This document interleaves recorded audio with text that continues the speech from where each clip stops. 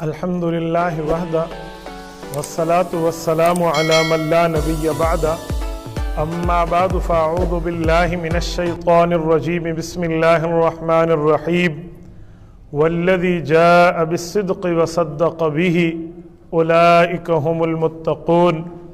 عن عائشة ام المؤمنین رضی اللہ تعالی عنہ قالت قال رسول اللہ صلی اللہ علیہ وسلم لو كنت متخذا خلیلا لاتخذت ابا بکر خلیلا رواہ الامام الہمام البخاری فی صحیحہ صدق اللہ العظیم وبلغنا رسولہ النبی الامی الکریم ونحن على ذلك لمن الشاہدین والشاکرین والحمد للہ رب العالمین۔ معزز دوستو، جمادی الثانی سن 1441 ہجری اپنی آب و تاب سے شروع ہے اور ماہ جمادی الثانی کا پہلا جمعہ ہے۔ جمادی الثانی میں عظیم ترین شخصیت، امت محمدیہ کی قیادت کرنے والے لیڈر اور افضل البشر بعد الانبیاء، امیر المؤمنین خلیفہ بلا فصل حضرت ابوبکر صدیق رضی اللہ تعالیٰ عنہ اس جہان فانی سے رخصت ہوئے ہیں۔ ابوبکر صدیق رضی اللہ تعالیٰ عنہ کی سیرت پر میں چند باتیں آپ کی گوش گزار کروں گا۔ میرے دوستو، بعض نابغہ روز شخصیات ہوتی ہی کسی وجہ کے لیے ہیں۔ اللہ رب العزت نے ابوبکر صدیق کا وجود بھی کچھ اسی طرح ہی بنایا ہے۔ حضرت ابوبکر رضی اللہ تعالیٰ عنہ ان مشہور شخصیات میں ایک ہیں جہاں ہمارے پیغمبر علیہ السلام کا ذکر کیا جاتا ہے، وہاں حضرت ابوبکر کا ذکر کیا جاتا ہے۔ یہ صرف اہل اسلام کے ہاں نہیں بلکہ اہل کفر بھی اس بات کے قائل تھے کہ ابوبکر رسول اللہ صلی اللہ علیہ وآلہ وسلم کا چہیتا ہے، اس نے اپنی جان تن من دھن حضور پاک پر فدا کیا ہے۔ سیدنا ابوبکر صدیق رضی اللہ تعالیٰ عنہ کا ایمان لانا، مکہ مکرمہ میں رسول اللہ کی ذات کو ماننا، یہ کوئی چھوٹا اور معمولی واقعہ نہیں تھا، بلکہ ابوبکر صدیق وہ ہیں جن کے لیے کتابوں میں لکھا ہے کہ اگر مکہ مکرمہ میں کوئی بندہ قتل ہو جاتا تو جو اس کا خون بہا ہوتا، اس کی دیت ہوتی، وہ جس بیت المال میں جمع ہوتی، اس بیت المال کے قائد ابوبکر صدیق تھے، اس بیت المال کے چیئرمین ابوبکر صدیق تھے۔ یعنی مکہ کے لوگوں نے ابوبکر صدیق رضی اللہ عنہ کو اتنا بڑا درجہ اور مقام دے رکھا تھا۔ اس جیسے بندے کا کلمہ پڑھنا اسلام کی بہت بڑی فتح ہے، اسلام کا ایک اخلاقی معیار بلند ہونا ابوبکر صدیق رضی اللہ تعالی عنہ کا ایمان لانا ہے۔ حضرت ابوبکر صدیق رضی اللہ عنہ کے بارے میں شراح بخاری نے حدیث بخاری صحیح بخاری جلد اول کے پہلے باب میں لکھا ہے کہ حضرت رسول اللہ صلی اللہ علیہ وسلم نے ایک بار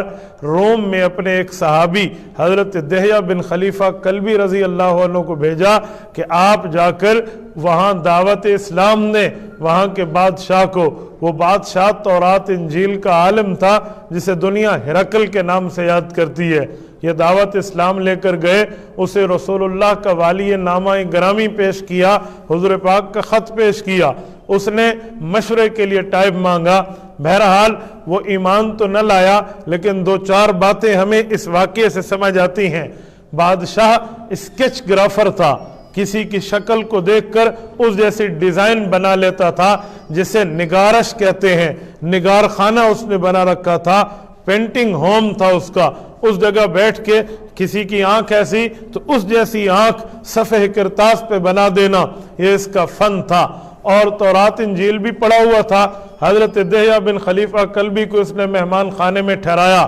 جب تنہائی کا عالم ہوا، خلوت کا وقت ہوا، تو بادشاہ اکیلا اٹھا، حضرت دہیہ بن خلیفہ کلبی کو ساتھ لیا کہ آؤ کچھ باتیں کرتے ہیں۔ اپنی شورا سے ڈرتا تھا، اس لیے ان کے سامنے بات نہ کی، وہ اپنے اس کمرے میں لے گیا جہاں یہ پینٹنگ کرتا تھا، اس نے وہاں نگار خانہ قائم کیا ہوا تھا، وہاں باتوں باتوں میں اس نے 2-3 بنی ہوئی ہاتھ سے تصویریں حضرت دہیہ کو دکھائیں کہ آپ ان کو جانتے ہو؟ حضرت دہیہ رضی اللہ عنہ فرماتے ہیں میری حیرانگی کے انتہا نہ رہی، میں حیران ہوا کہ دیکھو یہ بندہ اس طرح ماہر وہ 2-3 جو اس نے پتھروں پہ تصویریں تراشی ہوئی تھی، ان میں سب سے بڑی تصویر رسول اللہ صلی اللہ علیہ وسلم کی تھی، اور اس کے ساتھ 2 تصویریں اور بھی تھیں، ایک حضرت ابو بکر تھے اور ایک حضرت عمر تھے۔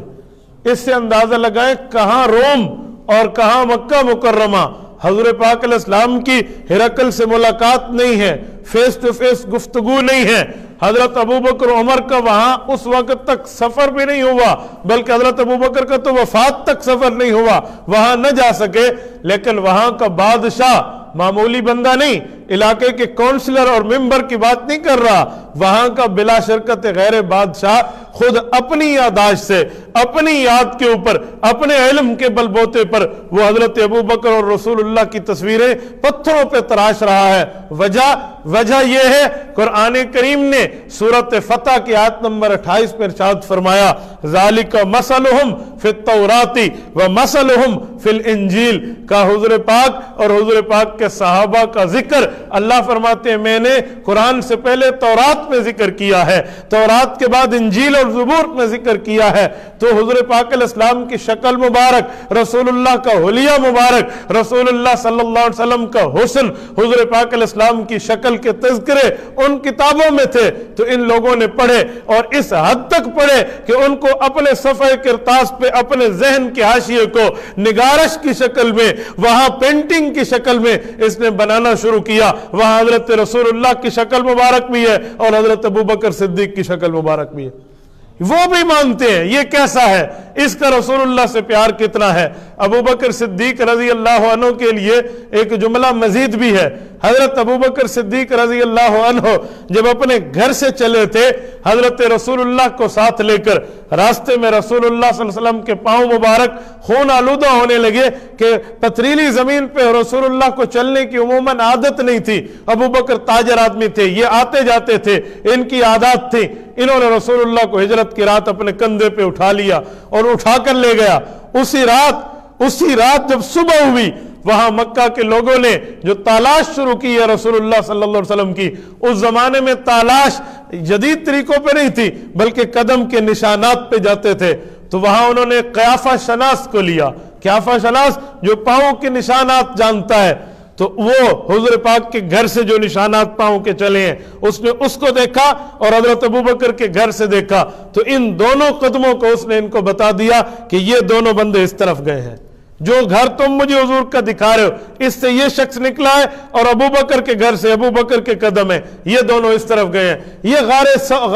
ثور کی طرف جا رہے تھے، تو سارے وہیں چلتے چلتے گئے، لیکن ایک جگہ آیا، وہ قیافہ شناس کہتے ہیں میرا علم جواب دے گیا ہے، میرے تجربے کی اینڈ ہو گئی ہے، میں کچھ نہیں کہہ سکتا۔ انہوں نے کہا جی وہ کیا؟ کہا انہیں دونوں قدموں پہ آپ اور میں چیک کرتے ہوئے چل کے آ رہے ہیں، اب راستے میں ایک قدم بندے کے رہ گئے ہیں اور دوسرے بندے کے قدم غائب ہو گئے ہیں۔ کسی نے کہا دیکھو پیچھے نہ گیا ہو ایک آدمی واپس، اس نے کہا یہ قدم پیچھے بھی نہیں گئے، دائیں بائیں بھی نہیں گئے، آگے بھی نہیں گئے، یہ اس کو آسمان کھا گیا، یہ زمین نگل گئی، یہ دوسرے قدم یہاں سے غائب ہیں، میرا علم جواب دے گیا۔ تو اس وقت ابو جہل نے اس سے کہا کہ یہ کون سے قدم غائب ہوئے ہیں، نشانات کون سے غائب ہوئے ہیں؟ اس نے کہا کیا مطلب؟ کہا یہ کون سے نشانات ہیں؟ یہ دار بنی ہاشم سے چلنے والے جو ہم نے آپ کو دکھائے، یا ابو بکر کے گھر سے چلنے والے نشانات قدموں کے کون سے نہیں ہیں؟ اس نے کہا ابو بکر کے نشانات تو آ رہے ہیں لیکن جو دوسرے نشانات ہیں وہ غائب ہیں۔ ابو جہل نے کہا تیرا علم جواب دے گیا ہے، مجھے پتہ چل گیا ہے۔ کہا وہ کیا؟ کہا میں ابو بکر کی محبت کو اس محمد کریم سے جانتا ہوں، ہو سکتا ہے اس نے اندازہ لگایا ہو کہ میرے نبی کو چلنے میں تکلیف ہوتی ہو، اس نے کندھوں پہ اٹھا لیا، یہ دشمن بھی مانتا ہے کہ محبت ہے کتنی، یہ ان کو بھی تسلیم ہے کہ اس بندے کے دل میں پیار کتنا ہے رسول اللہ صلی اللہ علیہ وسلم۔ حضرت رسول اللہ صلی اللہ علیہ وآلہ وسلم کا اکثر موقعوں پہ ابو بکر صدیق رضی اللہ تعالیٰ عنہ نے کیسا تعاون کیا ہے۔ اگر ابو بکر اور تعاون پیغمبر، تعاون دین کا عنوان ہونا، کئی ابواب لکھے جا سکتے ہیں، اس پر کئی صفوں کے صفحے لکھے جا سکتے ہیں، درجنوں متنوع عنوان آ سکتے ہیں کہ ابو بکر نے کیسا کیسا تعاون کیا۔ سیدنا ابو بکر صدیق اپنے مال کہاں لگاتے؟ جو رسول اللہ کا کلمہ پڑھتا غلام ہوتا اس کو آزاد کرا لیتے، ابو بکر صدیق نے نستورہ اپنا غلام دیا تھا جو موٹا تازہ ہٹا کٹا تھا، حضرت بلال کے بدلے میں، حضرت بلال کے بدلے میں۔ آج اس غلام کافر کو جو ابو بکر کا تھا وہ بات ہی نہیں مانتا تھا، اس کا نام دنیا نہیں جانتی، اور بلال کے نام کا ڈنکا چار دم عالم میں بج رہا ہے۔ حضرت رسول اللہ صلی اللہ علیہ وسلم کے ساتھ اس بندے کا پیار، حضور پاک علیہ الصلوۃ والسلام کے ساتھ اس بندے کا تعلق ایسے رہا ہے جیسے انسان کے ساتھ سایہ چلتا ہے۔ ایک ایک موقع پہ، ایک ایک لمحے پر، ایک ایک بات پر آپ نہیں دکھا سکتے کہ رسول اقدس کی ذات ہو اور ابو بکر ساتھ نہ ہو۔ وہ جنگ ہو یا وہ امن ہو، وہ نماز ہو یا روزہ ہو، وہ دن ہو یا رات ہو، وہ سفر ہو یا حضر ہو، وہ مشکل ہو یا آسانی ہو، وہ سردی ہو یا گرمی ہو، ابو بکر رسول اللہ کے ساتھ سائے کی طرح چلا ہے۔ میں طبقات ابن سعد کے حوالے سے ایک بات پڑھ رہا تھا کہ غار میں تو یہ دو بندے تھے، رسول اقدس صلی اللہ علیہ وسلم اور حضرت ابو بکر صدیق، لیکن جب یہاں سے چلے تھے نا تو 4 آدمی تھے غار سے نکل کے مدینہ منورہ۔ کہا وہ 4 کیسے ہوئے؟ کہا ایک ابو بکر صدیق رضی اللہ عنہ نے اپنے غلام کو ساتھ لیا تھا کہ تو بکریاں چراتا چراتا ہم سے دور دور چلنا، جب بھی رسول اللہ کو دودھ کی طلب ہوگی تجھے ہم اشاروں سے بلا لیں گے۔ عامر بن فہیرہ بکریوں کا ریوڑ لے کر ساتھ چلا ہے، اور رسول اللہ صلی اللہ علیہ وسلم کے ساتھ ایک شخص اور کو رکھا، عبداللہ بن عریقت۔ اس کو کیوں ساتھ رکھا؟ کہ یہ اس زمانے کا راستوں کا ماہر سمجھا جاتا تھا۔ ابو بکر صدیق نے 1 کلومیٹر پہ پتہ نہیں کتنے کتنے دینار اور درہم طے کیے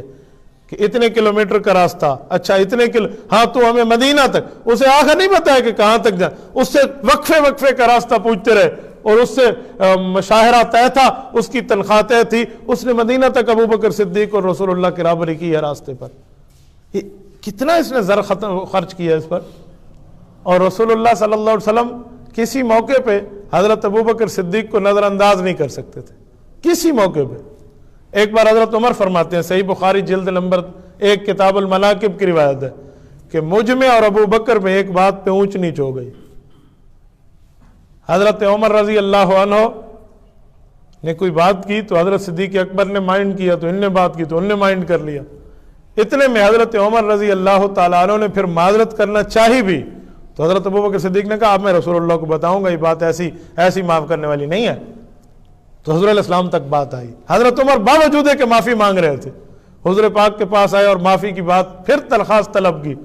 اللہ کے رسول صلی اللہ علیہ وسلم نے یہاں ایک جملہ بولا ہے، معافی تو مان لی لیکن ایک لفظ فرمایا، انتم تترکونی صاحبیا، تم سے میرا دوست میری وجہ سے معاف نہیں کیا جا سکتا؟ تم میرے دوست کو میری وجہ سے اس معاملے میں علیحدہ نہیں رکھ سکتے؟ کوئی خاص رعایت میری وجہ سے ابو بکر کو نہیں دے سکتے؟ یہ حضرت عمر کو فرمایا جا رہا ہے، جس کے لیے فرمایا میرے بعد نبی ہوتا تو عمر ہوتا، جس کے راستے پہ شیطان بھاگ جاتا ہے، جس کے درے زمین پہ لگنے پہ مدینے کی زمین میں زلزلہ رکا اور قیامت تک رک گیا، جس کی ایک خط سے دریائے نیل چلا ہے اور قیامت تک 16 ہاتھ بلند چلتا رہے گا، جس کی آواز کو ہوائیں لے کر ساریہ بن زنیم تک پہنچی تھی، اور جس کے چادر سے ہرہ کی آگ بجھی ہے، جس کے کہنے پہ قرآن کی درجنوں آیات اتری ہیں، وہ عمر فاروق رسول اللہ سے ڈانٹ کھا رہا ہے ابو بکر صدیق کی وجہ سے۔ اندازہ لگا لو حضرت ابو بکر صدیق رضی اللہ تعالیٰ عنہ کا مقام۔ ایک جملہ میں آپ کی خدمت میں رسول اللہ کا فرماتا ہوں، حضور علیہ الصلوۃ والسلام نے اس دنیا سے رخصت ہوتے وقت جو باتیں ارشاد فرمائی تھیں، ان میں ایک لفظ یہ بھی تھا کہ مجھے کسی کے مال نے اتنا فائدہ نہیں دیا جتنا ابو بکر کے مال نے دیا ہے، جتنا ابو بکر صدیق کے مال نے دیا۔ میرے دوستو، آسمان کے فرشتے دعائیں تو سب کے لیے کرتے ہیں، آسمان کے فرشتے کندھوں پہ بیٹھ کے اعمال تو سب کے لکھتے ہیں، مسلمانوں کی حفاظت کے لیے بھی آسمان کے فرشتے اترتے ہیں۔ جنگ بدر میں بھی آسمان کے فرشتے 3,000 5,000 کے وعدے ہوئے تھے نازل ہونے کے، اور وہ آئے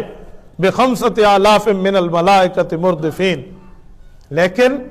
آسمان کے فرشتوں نے اگر کسی کے ہم شکل لباس پہنا ہے تو ابو بکر صدیق ہے۔ اس جیسا لباس اگر کسی نے، یعنی کسی انسان جیسا لباس اللہ نے فرشتوں کا پہن لو، تو یہ عمر نہیں ہے، یہ عثمان ذوالنورین نہیں ہے، یہ سیدنا علی المرتضیٰ نہیں ہے، یہ حضرت ابوبکر صدیق کی ذات ہے۔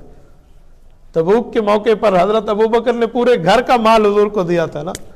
جنگ تبوک کے سفر میں۔ رسول اللہ صلی اللہ علیہ وسلم کے 20 دن کا قیام ہے۔ مدینہ منورہ سے ابھی جو ہائی وے منطقہ تبوک کو جاتی ہے 1400-1300 کلومیٹر پر مشتمل ہے۔ اتنی لمبے راستے پہ سفر دل گردے کا کام ہے، معنی رکھتا ہے۔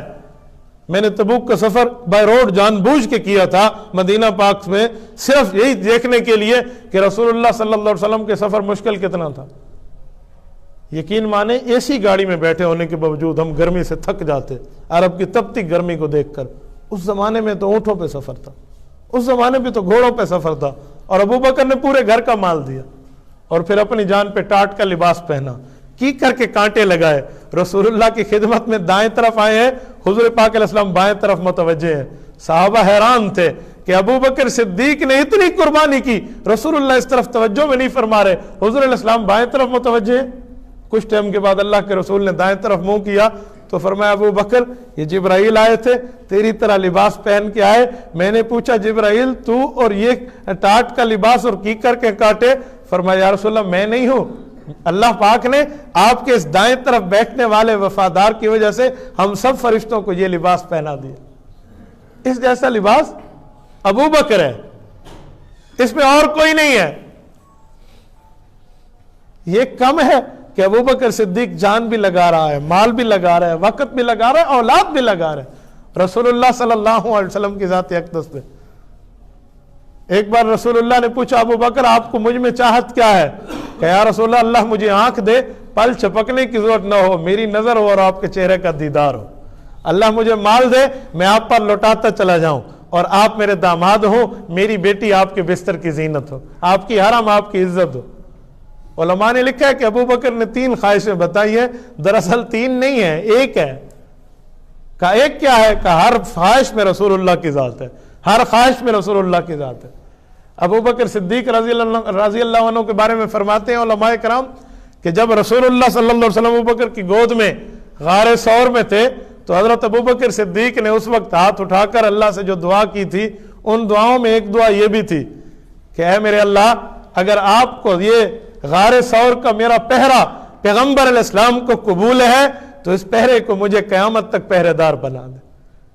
آج بھی پہرا رسول اللہ صلی اللہ علیہ وسلم کے روضہ اقدس میں ابوبکر کا موجود ہے۔ یعنی اس امت میں اس کا درجہ دیکھیں، اس ٹائم بھی بعد وفات نبوی قبر مبارک میں جانے کے بعد بھی اس امت میں جو سب سے قریب تر ہے رسول اللہ کے، وہ ابوبکر ہے، جو سب سے قریب تر ہے۔ یہ ہستی ہے ابوبکر صدیق کی۔ قیامت میں جو کرسیاں ملیں گی انبیاء کو بیٹھنے کی، ابوبکر صدیق رضی اللہ تعالیٰ عنہ ایسی ہی کرسیوں پہ براجمان ہوں گے، بس ایک ہی فرق ہوگا، انبیاء کی کرسی پر مہر نبوت ہوگی، اس کی کرسی پر مہر صداقت ہوگی۔ یہ بنایا ہی رسول اللہ صلی اللہ علیہ وسلم کے لیے گیا۔ حضرت ابوبکر صدیق رضی اللہ عنہ کی شان کو میں کہاں تک بیان کروں، میں صرف سمجھانے کے لیے ایک بات کہتا ہوں۔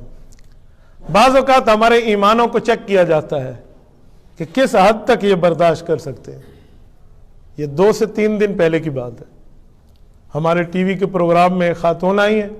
سیدنا ابوبکر صدیق رضی اللہ عنہ کا نام لیا بغیر اس نے اپنے خبث باطن کا اظہار کیا، اور یہ آن ایئر نشر ہو رہا ہے پورے پاکستان میں، اور سب سن رہے ہیں۔ نہ اب تک اس کے اوپر کسی حکومت کا ایکشن ہے، نہ پیمرا کی قوانین حرکت میں آئے ہیں، نہ اس کے خلاف کوئی اور معاملہ آیا ہے۔ ہم اپنے باپ کے خلاف برداشت نہیں کر سکتے۔ قائد اعظم محمد علی جناح کے خلاف پاکستان میں کیمٹس برداشت نہیں ہے، جو ہمارے ملک کے بانی ہیں، اور جو رسول اللہ صلی اللہ علیہ وسلم کا سسر ہے، اس دھرتی پر سب سے بڑا جس کو رسول اللہ بنا کر گئے ہیں، اس کے خلاف بک بک کی جائے اور وہ بھی سب کے سامنے بیٹھ کر اس پر کوئی ایکشن نہ ہو۔ وہ لفظ بتاتی ہے کہ حضرت فاطمہ الزہرا رضی اللہ عنہا کو ابوبکر صدیق کی عدالت نے رسوا کر کے بھیجا تھا، نعوذ باللہ۔ ابوبکر صدیق پر یہ الزام، جس نے مال تن من دھن رسول اللہ کو دیا، وہ 13 کھجور کے درخت کھا جائے گا باغ فدق کے۔ باغ فدق میں کل 13 کھجور کے درخت تھے، جو 11 लाख مربع میل کا حکمران ہے اس کو 13 درخت کھجور کے چاہیے، جو اپنی تنخواہ مزدور کے برابر کرتا ہے، فرمایا کہ اگر مزدور کی تنخواہ میں مزدور کا گزارا نہیں ہوگا تو اس کی تنخواہ بڑا ہوگا، پھر میری بڑھے گی۔ وہ ابو بکر جو مال کھانے کے وقت نہیں، مار کھانے کے وقت رسول اللہ کا ساتھی بنا تھا، وہ ابو بکر جس نے ایک لفظ اپنے والد سے رسول اللہ کے دین کے بارے میں سنا، تم باپ کے منہ پہ تھپڑ دے مارا۔ حضرت رسول اللہ کی خدمت میں شکایت لگی کہ ابو بکر نے باپ کو منہ پہ مارا ہے، تو حضرت رسول اللہ نے پوچھا کہ آپ نے والد پر ہاتھ اٹھایا؟ کہ یا رسول اللہ لو کان السیف منی قریبا لقطعت عنقہ، کہ اس نے دین کے خلاف بات کی تھی، یہ شکر کرو اس وقت میرے ہاتھ میں تلوار نہیں تھی، ورنہ دھڑ جدا ہوتا، سر جدا ہوتا۔ یہ ابو بکر، اس کے بارے میں تم یہ جملہ کہہ دو، اس کے بارے میں جملہ کہہ دو۔ جب رسول اللہ صلی اللہ علیہ وسلم کی آخری نمازوں کے اوقات تھے، رسول اللہ اس دنیا سے جا رہے تھے، تو فرمایا مرو ابا بکر فلیصلی بالناس، ابو بکر کو کہو لوگوں کو نماز پڑھائے۔ حضرت عائشہ آگے ہوئی کہ یا رسول اللہ میں اس کی بیٹی ہوں، ان ابی کان رقیق القلب، میں اپنے ابو کو جانتی ہوں، بڑے نرم دل ہیں، آپ کے مصلی کو خالی نہیں دیکھ سکیں گے، آپ کسی اور کا انتخاب کیجئے، آپ عمر فاروق کو کہہ دیجئے، کسی اور صحابی کو کہہ دیجئے، وہ آپ کی جگہ میں نماز پڑھائے۔ ابو بکر آپ کے مصلی کو خالی دیکھ کر برداشت نہیں کر سکے گا، میں بیٹی ہوں، میں اس کے سینے پہ پلی ہوں، میں ابو کی کیفیت جانتی ہوں، اسے روک دیں۔ یا اماں عائشہ فرما رہی ہیں، اور رسول اللہ نے فرمایا عائشہ کیوں اس فیصلے میں رکاوٹ بنتی ہے جو فیصلہ میرے اللہ کا ہے؟ کیوں رکاوٹ بنتی ہے اس فیصلے میں؟ انتم صواحبکن یوسف، آپ اس فیصلے میں رکاوٹ بن رہی ہو، تیرا یہ رکاوٹ بننا اللہ کے ہاں قبول نہیں کیا جائے گا۔ کوئی اور مصلی پہ آئے نہ رب مانے گا نہ رب والے مانیں گے۔ یہ صحیح مسلم کی روایت ہے۔ جس کو رسول اللہ امامت کا مصلی دے کر جائیں، اس کے اوپر یہ کہا جائے کہ اس کی عدالت میں انصاف نہیں تھا، اگر ابو بکر کی عدالت میں انصاف نہیں تھا تو خدا کی قسم اس دھرتی پہ انصاف کسی چیز کا نام ہی نہیں ہے۔ پھر اس کو انصاف کہا جائے؟ یہ ہمارے ایمانوں کو چیک کیا جاتا ہے کہ مسلمانان پاکستان کے سینے میں ایمان کتنا ہے، مسلمانان پاکستان کے سینے میں محبت صحابہ کتنی ہے۔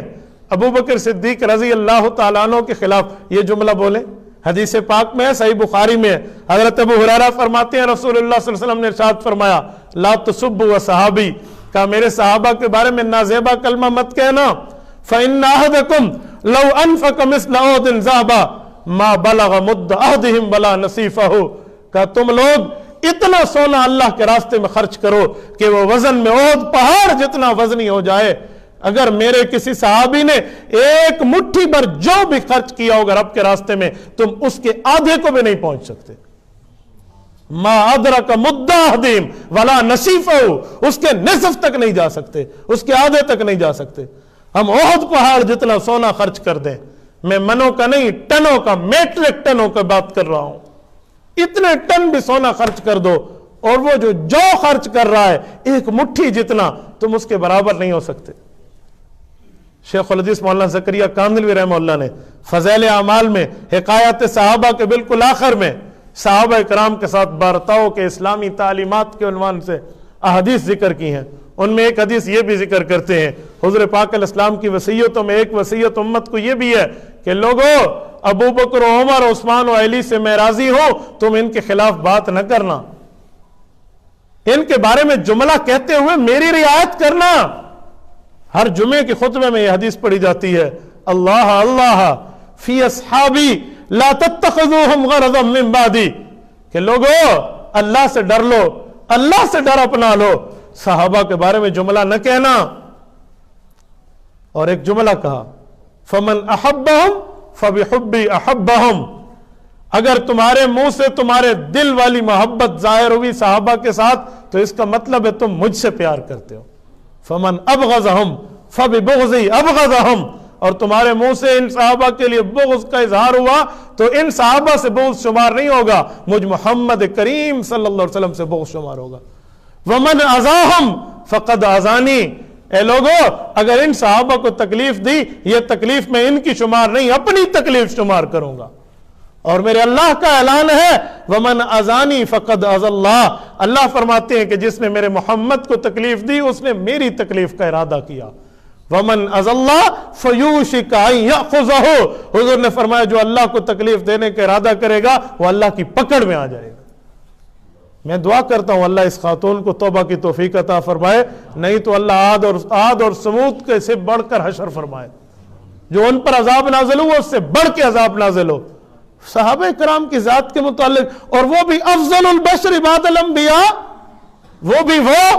جس کے ہاتھ پہ عمر فاروق جیسا مدبر وقت صحابی بیعت کرے، عثمان ذو النورین جسے امام مانے، علی حیدر جسے اپنا بڑا مانے، حسنین جس کی بیعت کرے، اس کے خلاف یہ جملہ۔ یار اپنی عاقبت دیکھیں، اپنی آخرت دیکھیں، اور قبر کے سوال دیکھیں، اپنی آخرت کی گھڑی کو دیکھیں۔ ابو بکر صدیق پوری امت کے امام ابو حنیفہ،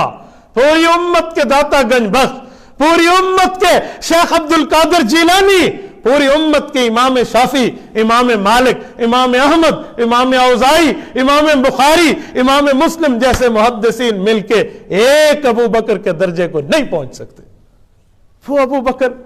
جب رسول اللہ فرمائے میری بات مانو وہ لبیک کہے، حضور ہاتھ اٹھائیں وہ ہاتھوں میں ہاتھ دے، رسول اللہ چلے وہ ساتھ چلے، حضور سو جائیں وہ پہرہ داری کرے، رسول اللہ صلی اللہ علیہ وسلم کے لیے وہ اپنا تن من دھن لٹا دے، اس کے مقابلے میں تو پوری امت کچھ نہیں ہے۔